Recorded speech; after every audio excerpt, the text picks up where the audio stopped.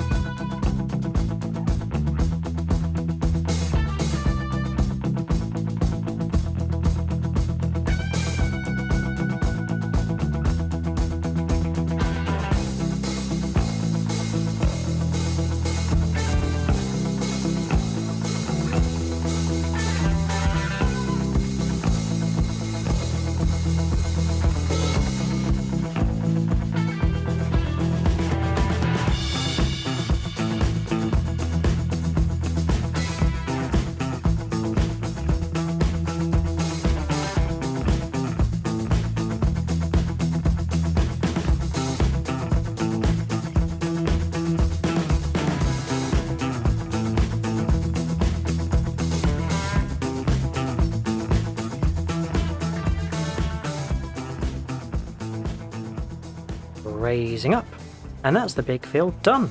Pretty chuffed with that, because it worked out really well with the width and the rows. Didn't have too much wastage of rows, so that's pretty good. So now it's on to the next fields, and I think we're probably going to leave field 4, 5, 6 and 7 for now and focus on the 2 fields up top to the left, field 8 and 9 I think it is, because yeah, we need to do a bit of field creation, and the first bit is probably going to be in this roadway here to merge the 2 fields together. So what's nice is I can drive down the track quite nicely, but I will have to just back it up into position so we get a nice line of where the field is going to sort of commence. There we go, so I think that looks about right. So I'll turn on create fields, and better be safe than sorry, I'll go forward a little bit and lower away. Okay, that's just a fraction out, so we'll pull back a tiny bit and lower away again, and I think we're spot on there. So we should be able to pull forward now and merge these 2 fields together. Now the field to the left, field number 8, as you can see, it's got some stones in, so we're going to have to come and clear those away. I have got field stone turned off now because we did a lot of stone clearing at the beginning of Mossy Pine Ranch, but I think this field was turned over when we still had field stone on by a previous owner. So yeah, stones have appeared, which is unfortunate, and it looks like they're appearing in the right hand field as well, which is a bit surprising. So I'll just check the setting when we get to the end of the row. But let's make sure we don't go too over here.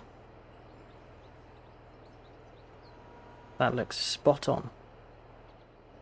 Yep, so I've just checked. Field stone looks to be off, so I guess those are just small stones in field number 9. But let's head on back down here, because there's a bit of width to be made use of. And we just need to turn about here and line up with the edge of the field. We don't want to merge into this pathway because we want to keep field 4, 5, 6 and 7 at the bottom of the hill its own field. So let's line up again.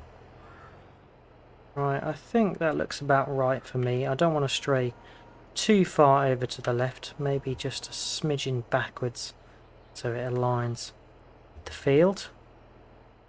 There we go. That should be okay. And then yeah, we want to drive up along here, reclaim some of this edge of grass, and go all the way looping around the top so we can get a bit of extra space on this field. Yeah, we'll be going over this little bit of pathway here. And the main part of this pass, or the main aim of this pass really, is to mark out what our new field space is going to be. So we're going to be just claiming a bit extra up the top here to make our field a worthwhile size. Otherwise this grass setch would just be dead ground really, unused. So let's loop round here, and there's probably just a little bit to reclaim up the top here. That's going to be our new field boundary for a combined field 8 and 9, which is pretty nice. So we better swoop around here now so we don't get too close to the road, keep it nice and naturally meandering. And we should finish up around about the top here, in line with where field number 10 ends. That'd be nice. There we go. Pretty much marked out the boundary. Just need to make sure I don't go too far here. Okay, that looks good. So we can raise up, turn create fields off, and then we should just be able to plough within the range and width of field 8 and 9. But these are merged together now. So let's get cracking with that, and I'll probably hop over and plough field 4, 5, 6 and 7 whilst we're at it. So let's get this ploughed and we can get on to liming.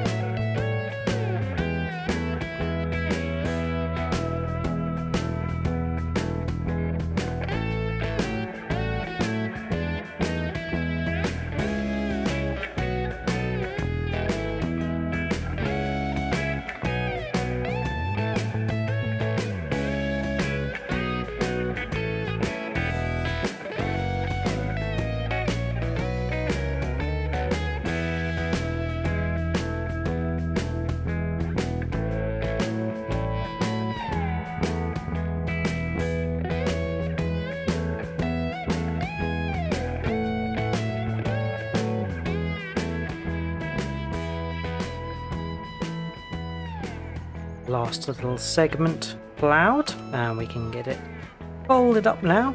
The IMT and plough have worked very hard this morning, getting all 3 fields ploughed. That means we're now ready to move on to the next stage, which is liming. But just before that, we've got to probably go and clear the rocks in the bottom section of field 8 and 9 combined, because yeah, the top of the hill, most of the stones are pretty small. But towards the bottom, nearest the track that runs between the two, the stones are a little bit larger. So yeah, we really want to be getting rid of those, because those aren't going to disappear when we either plant or drill. So yeah, we'll get a stone clearer. But before that, let's give the plough and IMT a bit of a wash, because they need it. That looks better. Right, we can deposit the plough here and switch off the IMT, and we're going to hop in the case and go and pick up a stone collector. that's going to clear up the bottom section of that field.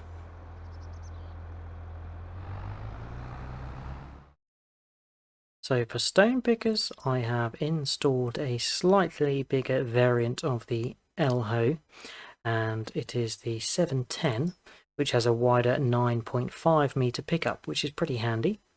We're not going to buy this, we are just going to rent it, as it's pretty much a one-time use sort of thing.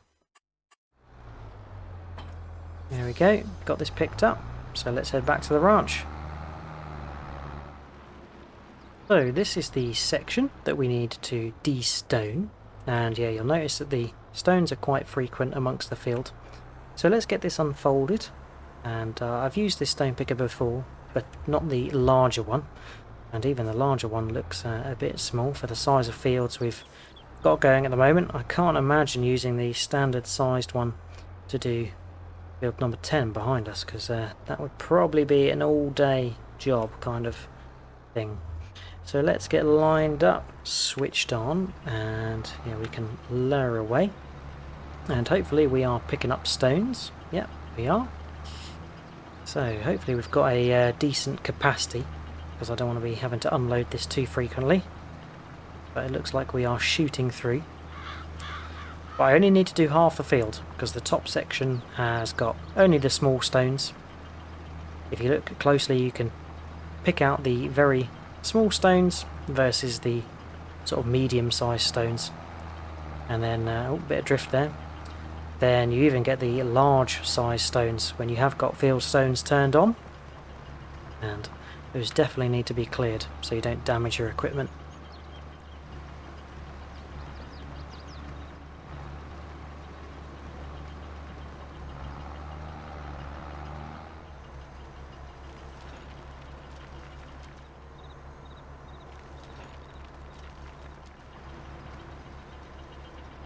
Oh, it's official.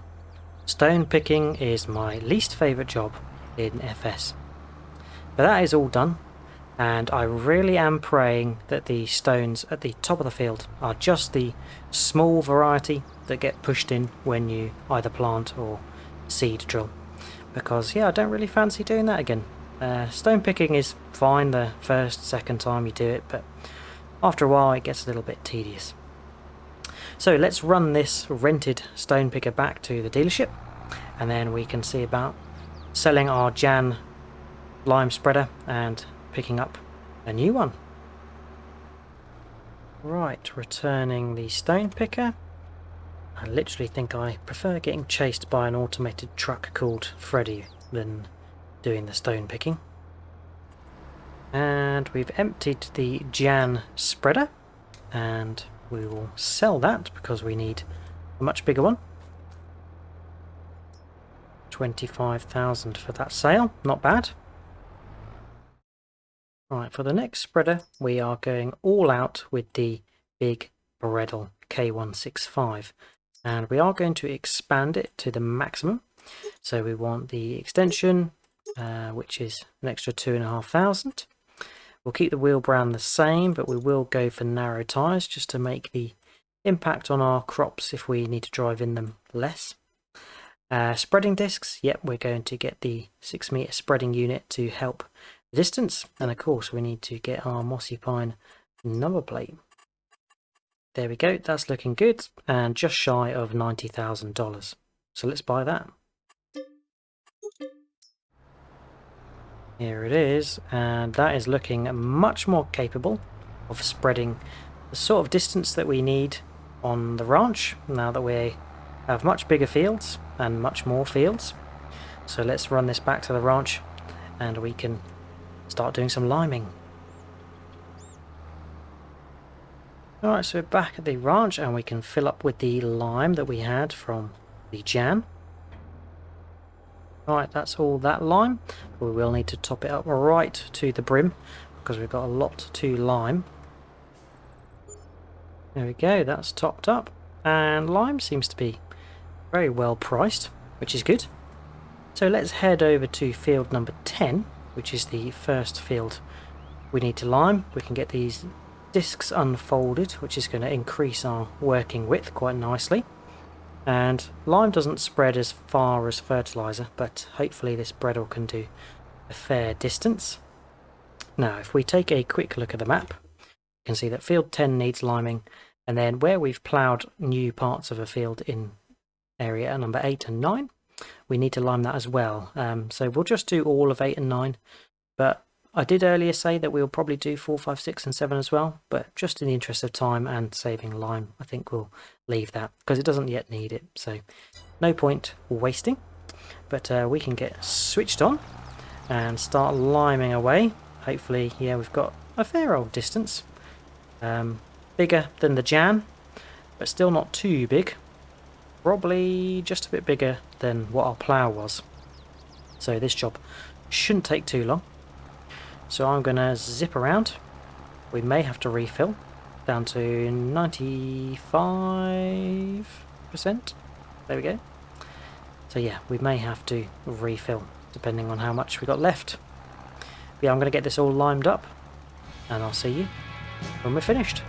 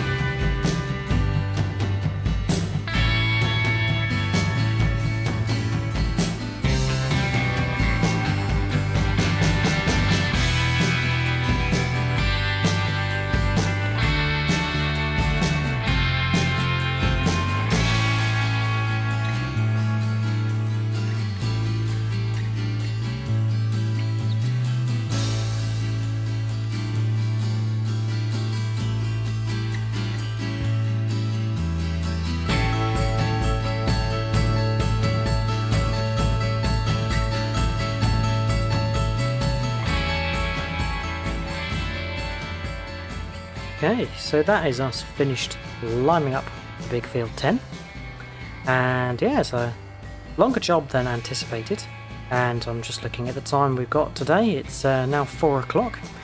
These jobs certainly do take longer than I anticipate. I was hoping that we were going to be able to move on to digestate spreading, but we haven't been able to get that far. So plan is I'm going to carry on doing some liming, but I'm going to leave it there as it's been a busy day. We obviously had the period over winter where we were keeping the ranch ticking over, and then today itself we've been busy ploughing up our fields and extending them.